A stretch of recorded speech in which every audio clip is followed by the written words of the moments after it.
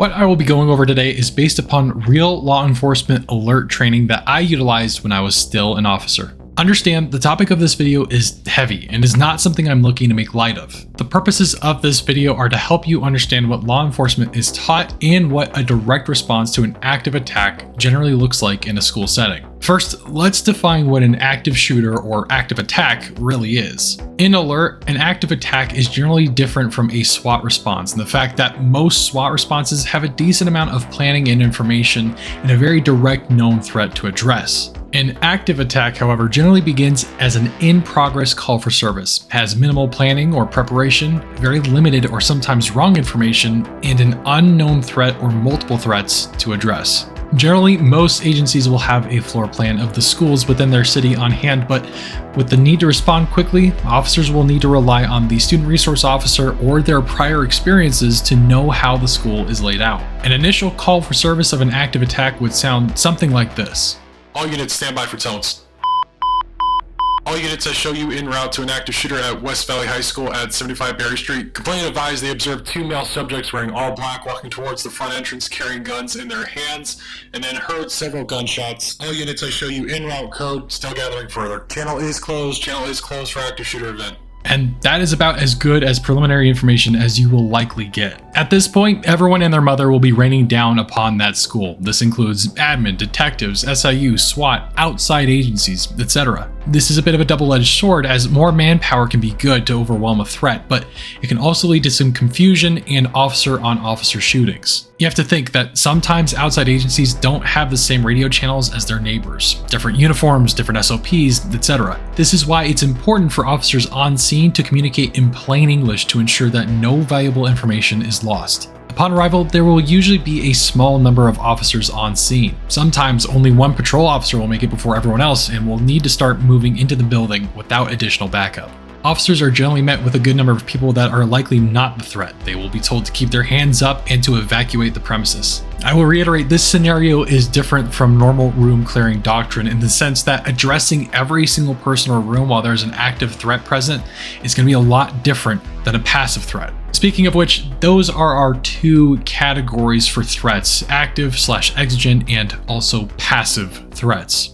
An active threat is one that has a driving force, such as screaming, shooting, direct visuals, etc., that would give you an indication as to where a threat likely is. This is what you would likely think of when you hear someone talk about an active shooter. During this portion of things, the officer will need to move in a direct to threat pace. This is not a methodical search of all the rooms an officer encounters, but instead a rapid movement towards active gunfire or screaming.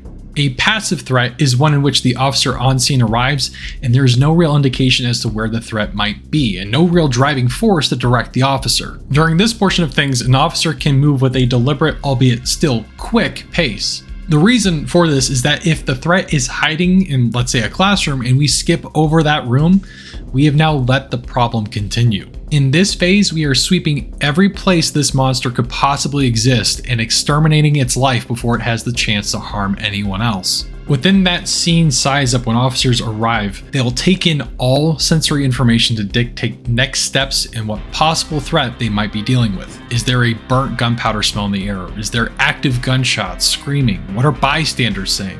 Do you see victims on the ground? What are their wounds? All that information needs to be processed in a matter of seconds.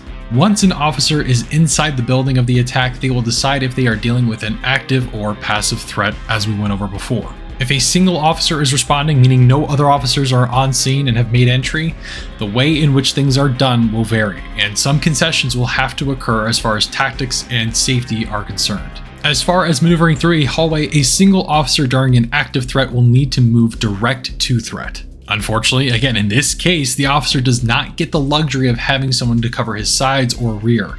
The officer will just need to move quickly and directly towards the problem and address it. If the officer is addressing a passive threat, he will need to go room by room, ensuring that he notifies dispatch along the way as to what he's cleared so far. We will start this scenario using a passive threat. First, let's address rooms by their setup, which generally fall into two categories: corner fed and center fed.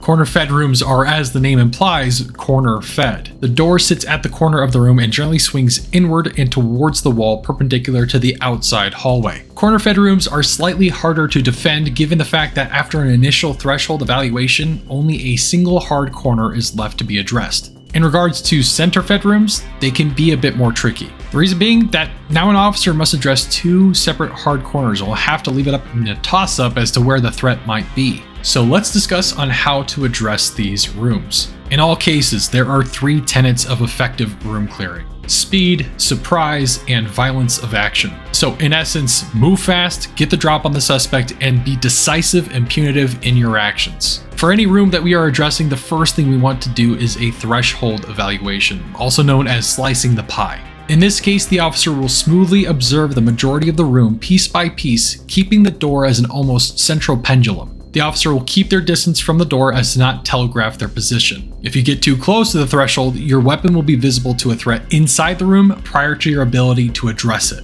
During this pie, if another officer is available, what we would like to see is that the other officer plate up for the other. In this case, the officer is pieing the room and the other officer is covering the rest of the hallway to ensure that the pieing officer can focus on one problem at a time.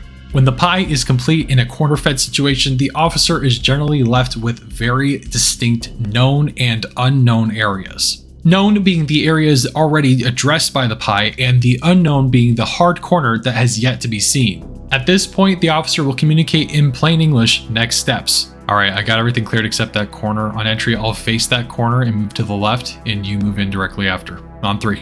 1, 2. Quick pause on this. I forgot to explain what this tactic is. The plan that this officer has just made is known as running the rabbit. This means that the first officer that makes entry does so by moving quickly through the threshold, plates pointed towards the unknown hard corner. The second officer will follow immediately afterward and help address that corner. The reason why this is done is because while the suspect is still trying to react to that first officer's action and get their gun up in the fight, the second officer is pushing in, splitting the threat's attention in two. This allows the officers to address the threat with much greater advantage of an overwhelming force. An important part of this is that you cannot stall in the doorway. If you get into the room and immediately start taking rounds, your startle response will make you want to freeze. You need to push past this. That way you can get off the X, aka the place the threat initially began engaging you, and allow your partner to get their gun in the fight to help you. In fact, you're more likely to be injured as the first man in if you stall than if you fully commit and move with a quickness into the room. Another thing to note is that you need to stay at least 2 to 3 feet away from the wall behind you. This is so that if more officers move in with you, they'll have adequate space to fill in the gaps behind you, so that way they don't need to try and play lead limbo in front of you. Alright, so we will say that you are now in the room with the threat properly sent to the Shadow Realm and the room flooded to the gills with people. At this point, we need to secure the room fully, meaning going through the area and ensuring that no one else will pose a threat to us. Officers will do this by going desk by desk and ensure that no one else has a weapon and may ask the room if they know if anyone might be part of the threat. While they are doing so, another officer will be holding the hallway, so in case another threat exists and starts moving towards them, they too can take a dirt nap with extreme prejudice. This is all in an ideal world where we have lots of officers and lots of manpower to utilize. In a situation in which it's just a solo officer, they will need to go through the steps of pieing the threshold and addressing the unknown area by themselves, which is not great, but needs to be done. This can be done by the officer entering the room at a 45-degree angle. This is shown in alert studies to have lower chance of the officer taking rounds upon entry. Speaking of which, for a single officer entry of a center-fed room, things become inordinately sucky. The beginning for the most part starts off the same. The officer does a threshold evaluation, or slices the pie, and sets himself far away enough from the door as to not telegraph his position. When this is done, generally the officer will be left with a good amount of known, but will now need to address 2 unknown hard corners. No two ways about it, this sucks. Not much the single officer can do, but utilize clues such as wrestling/movement being heard through the wall to indicate where a suspect might be. Devoid of that, it's pretty much a 50-50. So let's instead take this with a 2-man approach. In this case, the officers will approach from either side. One officer will pie the room and will relay what he sees to the other officer. The The officer that has seen the most of the room should take it first, as he has a better idea as to what he is getting into. To that effect, this officer, known as the number 1 man, is considered always right. What this means is that if he decides to button hook and take the area on his side of things, the number 2 man needs to take the opposite.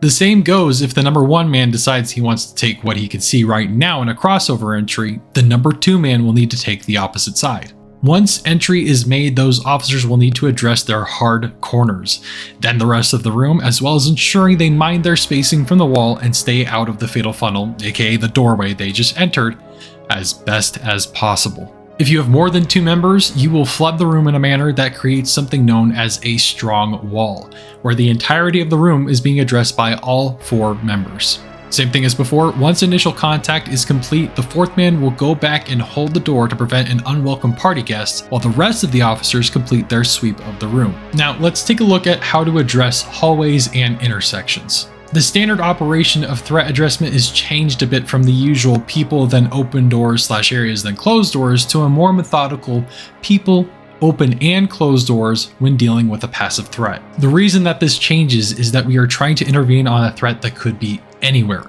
We need to eliminate the possibility that we skip over a classroom full of kids being held at gunpoint just because of a closed door. We are doing a clean sweep to weed out that pile of garbage. A general point for most hallways is that you do not want to be directly on top of the wall itself. This is because you're painting yourself as an easier target for a number of reasons. First, when you are closer to the wall, it's easier to see your speed relative to the wall next to you, making it easier to lead you. Second, the last thing we need to do is to take a ricochet from the wall. When drywall gets hit with rounds, yes, they go through, but they also kick up a lot of dust and debris that make it more difficult to return fire. Additionally, shrapnel from a bullet hitting a 2x4 within the wall, the bullet ricocheting or wood shrapnel is more likely to make its way into your body if you are closer to that wall. It's all about risk mitigation. For straight hallways during a direct to threat response, your main focus as a solo officer is to move towards the threat. You should be keeping an eye on your periphery, of course, especially when moving past open doorways, but in this instance, we need to move towards the obvious problem and solve it. If you have a 4-man team, the best thing to do in this instance is to form a diamond. This allows for the front, sides, and rear to be covered while still being able to move direct to threat in a defensible manner. In a diamond, if an officer begins to take contact from one side or the other officers will pivot to create a strong wall and address that contact, with the 4th officer staying put to cover the rear and sides. Let's address T intersections. The hope here is that you have at least one other person with you, because otherwise, it's another coin toss. You can pie both sides by going from one wall to the other, which is good, but ultimately the second you move to the other side, you make all that which is known, unknown again. It's still better than not knowing what you're about to get into geography-wise, but nonetheless, it's not going to be a fun endeavor. With the 2nd officer, things are much more manageable. One officer will go to one side, the 2nd to the other. The idea is that each officer is addressing the other's hallway and communicating what they see to the other, so that way they know what they're about to enter into. When they are ready to do so, they will flip and take each of their hallways, one covering the other. At this point, officers will need to make a determination who to collapse into by communicating, at which point one of the officers will fall into the other, covering the rear. With 4 men, the idea is the exact same, except that the first officers to flip will move towards the furthest portion of the hallway to allow the other officer room to get into the fight as well. When it comes to something like an L intersection hallway, these can ultimately be treated like a corner-fed room. Officers will identify that it is an L-shaped hallway and then stack on the side of the opening. One officer will then split off and pie that corner, being careful not to flag the other officers. That officer will then run the rabbit in the same exact manner as mentioned before for corner-fed rooms.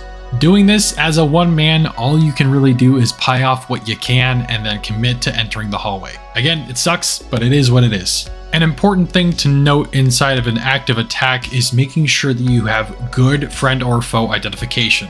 And for that, I have a whole separate video, as this one's already getting a bit lengthy as it is, but the main takeaway is that when looking at a potential target, conduct a whole body, hands, waistline, demeanor check. This will take care of a majority of shoot, no shoot scenarios and prevent blue on blue accidents. A lot of what we talked about today is ideal circumstances. The likelihood that everything will play out perfectly is incredibly low. That perfect diamond formation that we created might fall apart as soon as we start taking fire due to a startle response. God forbid the suspect might just start cranking off rounds through the wall before the officers even have a chance to send them home in a body bag. And there's a lot of minutia that we didn't discuss here as well, such as team communication. The point of this video was to demonstrate how officers are trained to address active shooter scenarios and some of the tactics therein. Some of this stuff can truly only be learned by living through it. If you are currently a law enforcement officer, some of the things that you can be doing is mental practice. Go through these steps in your head, thinking about how you would address a threat in different rooms and in different scenarios.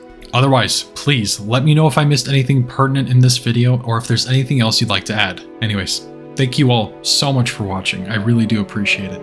And as always, remember our sole objectives. Stop the killing, stop the dying. I'll see y'all later.